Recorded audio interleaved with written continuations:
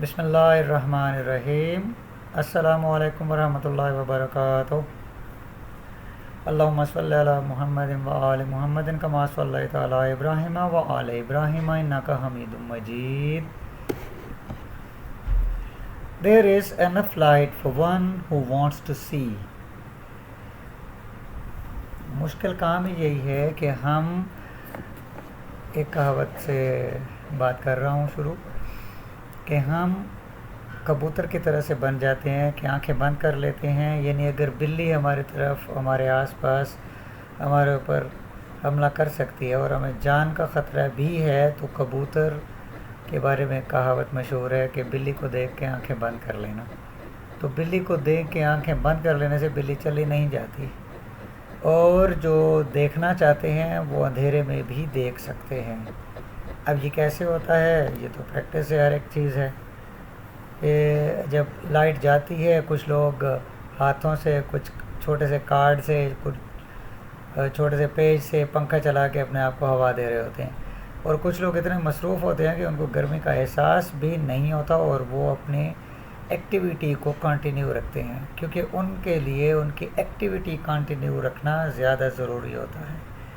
तो ये हमारी ये कोटेशन हमें इस तरफ भी ला रही है कि जो देखना चाहे उसके लिए लाइट बहुत है। इस लाइट से मुराद रोशनी भी है, इस लाइट से मुराद रास्ता भी है कि जो काम करना चाहे रास्ता निकल आता है। इकरार करने का एक ही रास्ता, इनकार के 100 बहाने हैं।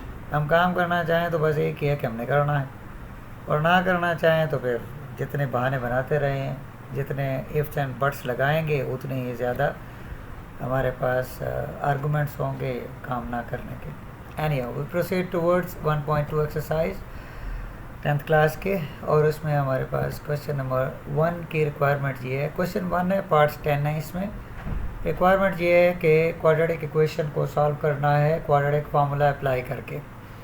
तो क्वाड्रेटिक इक्वेशन के लिए ये पूरे यूनिट में हमने इस बात का ख्याल रखना है, यूनिट 1 में, कि पहले गिवन इक्वेशन को हमने स्टैंडर्ड क्वाड्रेटिक इक्वेशन के फॉर्म में लाना है, जिसमें क्वाड्रेटिक टर्म पहले होती है या स्क्वायर टर्म पहले होती है, उसके बाद लीनियर टर्म, उसके बाद कांस्टेंट टर्म, और ये सारी टर्म्स 3 टर्म्स लेफ़्ट पे होनी चाहिए, फिर इक्वल साइन, फिर राइट पे 0 होना चाहिए। तो इसको भी जो गिवन है क्वेश्चन नंबर 1 पार्ट 1 में 2 - x² = 7x पहले स्टैंडर्ड फॉर्म में कन्वर्ट करना है। तो लेफ़्ट की दो क्वांटिटीज़ को राइट पे कन्वर्ट करने से x² + 7x - 2 हो जाएगा, और राइट साइड पे ये क्वांटिटीज़, लेफ़्ट साइड पे 0। सिमेट्रिक प्रॉपर्टी यूज़ करते हुए इसको हम ऐसे लिख सकते हैं कि x² + 7x - 2 क्वांटिटीज़ अपनी अपनी साइड पे हैं। तीनों क्वांटिटीज़ एक साइड पे थी, वो उसी तरह एक ही साइड पे हैं। 0 दूसरी साइड पे था, वो दूसरी साइड पे है। ये सिमेट्रिक प्रॉपर्टी है। If x = y then y may be return equal to x। x y के इक्वल हो तो y x के इक्वल लिखा जा सकता है। अगर a b के इक्वल लिखा होगा तो हम लिख सकते हैं b = a। This is called symmetric property. और अगर इसके बाद डायरेक्ट ये प्रैक्टिस की वजह से आप ठीक लिख सकते हैं, तो इसकी ज़रूरत नहीं है। ये स्टेप सिर्फ उन स्टूडेंट्स के लिए है जिनकी सफिशिएंट प्रैक्टिस नहीं है, केयरफुल रहना चाहते हैं कि पहले यूँ लिखें फिर यूँ लिखें, तो फिर उनको ये लिखना चाहिए। Next, now we are having quadratic equation. We are to mention here what is a, b and c। a क्या है? ax² होता है स्टैंडर्ड क्वाड्रेटिक इक्वेशन में। a is coefficient of square term. तो a क्या है? स्क्वायर टर्म का coefficient, यहाँ पे 1 है। b क्या है? लीनियर टर्म का कोएफिशिएंट, यहाँ पे 7 है। एंड c क्या है? c is a constant term. Constant term वो है जिसमें x नहीं है, तो इस वजह से इसको हम कांस्टेंट टर्म कहते हैं कि वेरिएबल इन्वॉल्व ही नहीं है। a b c की वैल्यूज़ हमने मेंशन कर दें, उसके बाद क्वाड्रेटिक फार्मूला लिखना है। Loves formula, using the formula, extra काम करने की ज़रूरत नहीं, बट टू द पॉइंट काम करना ज़रूरी है। कोई स्टूडेंट्स ये फार्मूला ज़रूर लिखते हैं, ये x और इक्वल टू नहीं लिखते। तो यहाँ पे क्या लिखा जाएगा, क्या कंसिडर किया जाएगा, ये किसके लिए फार्मूला है? वेरिएबल x में अगर इक्वेशन है तो x लिखेंगे, वेरिएबल y में है तो यहाँ y लिखेंगे, वेरिएबल z यूज़ हुआ है तो यहाँ z लिखेंगे। अब अगर कुछ भी ना लिखें, then what is the equation given for? Equation कौन से वेरिएबल में गिवन है? इसलिए ये लिखना ज़रूरी है, इसका ख्याल रखना है। ए बी सी की वैल्यूज़ प्लग इन कर दें, जो जो वैल्यूज़ हैं उनको प्लग इन किया ए बी सी की, उनको सिंप्लीफाई करें और सिंप्लीफाई करने के बाद उनको देखिए कि वो फर्दर ये जो स्क्वायर रूट है ये सॉल्व होता है तो इट्स वेल एंड गुड, नहीं होता तो एज इट इज़ इसको सॉल्यूशन सेट में हमने लिख देना है। That's all, very simple. बस इसका ख्याल रखना है कि ये जो स्क्वायर रूट है ये पूरा होना चाहिए, ये यहाँ तक ना हो, ये स्लैश गलत ना हो, इक्वलिटी साइन ऊपर नीचे ना हो। तो अपनी चीज़ों का ख्याल रखना है। नोटेशंस को ठीक तरह से लिखेंगे तो ठीक तरह से नोटेशंस आपकी कंसीडर होंगी और आपके मार्क्स भी अच्छे, रिमार्क्स भी अच्छे। देन पार्ट नंबर 2, ये पार्ट नंबर 2 है। Consider it part number 2। Part number 2 of question number 1 of exercise 1.2, 5x square plus 8x plus 1 equal to 0. Here a is equal to 5, b is equal to 8, c is equal to 1. ख्याल रखें a में x शामिल नहीं करना, b के साथ x शामिल नहीं करना। Variable is not involve in A B C, variable को शामिल नहीं करना। We are writing coefficients of A B C, और क्वाड्रेटिक फार्मूला में कहीं भी यहाँ फार्मूला के अंदर क्वाड्रेटिक फार्मूला में ए बी सी के अलावा कोई भी चीज़ नहीं है। मीन्स कि यहाँ x शामिल नहीं होता, यहाँ x शामिल कर दिया क्वेश्चन गलत हो जाएगा।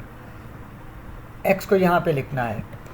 तो हमारे पास ये वैल्यूज़ आई, ए बी सी की वैल्यूज़ हमने प्लग इन कर दी, उनको सिंप्लीफाई किया तो इस तरह से वैल्यू हमारे पास बनी 44। लेकिन 44 का स्क्वायर रूट तो नहीं होता, this is not a complete square, but there is a 4 in 44। कैसे है 4? ये ऐसे है 4।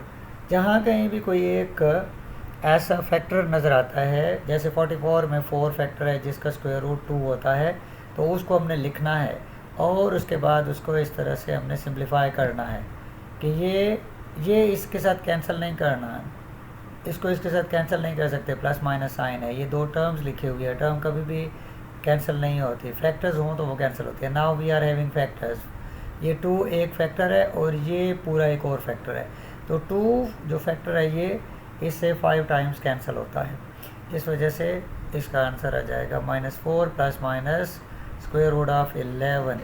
अब ये फर्दर सॉल्व नहीं होता, इसलिए इसी को सॉल्यूशन सेट में लिख देना है। That's all. Next part, next में हम एक ऐसा क्वेश्चन करने लगे हैं जो स्टूडेंट्स को डिफ़िकल्ट लगता है। तो हमें क्वेश्चन दिया हुआ है इस तरह से, square root of x square root of 3 into X square plus X plus equal to 4√3 और 4 स्क्वायर रूट ऑफ 3। तो हमने इस कांस्टेंट टर्म को उसी साइड पे कन्वर्ट करना है जिस साइड पे बाकी दो क्वांटिटीज़ हैं। अभी बताया कि all the 3 quantities must be written on the left side, then equality sign, afterwards 0 on the right side।